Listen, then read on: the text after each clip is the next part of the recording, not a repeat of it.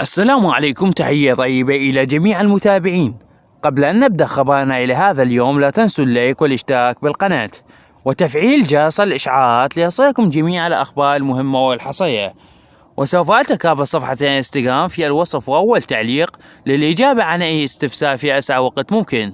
لنبدأ على بركة الله خبرنا لهذا اليوم.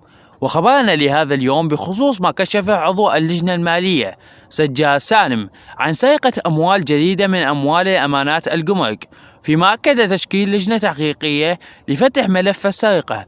وقال سالم في حديث صحفي له أن هناك سرقة أموال جديدة في أموال أمانات الجمرك، والتي تقدر ب3 تريليونات و800 مليار دينار عراقي.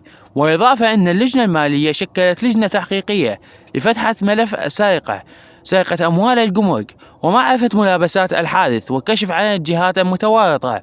وأوضح عضو اللجنة المالية أن هذه الصفقات تمت خلال حكومة تصريف الأعمال برئاسة مصطفى الكاظمي، وسيتم التحقيق فيها من أجل الكشف عن المتورطين، لافتا إلى أن هناك تحقيقات قضائية يخص الموضوع لكشف جميع المتورطين بسرقتي القرن والجمارك ومحاسبتهم. ولكي لا يفوتكم أي أخبار جديدة ومهمة، أتمنى الاشتراك وتفعيل جرس الإشعارات. وإلى هنا ينتهي خبرنا إلى هذا اليوم. أشكر كل شخص تابعني إلى هذه اللحظة.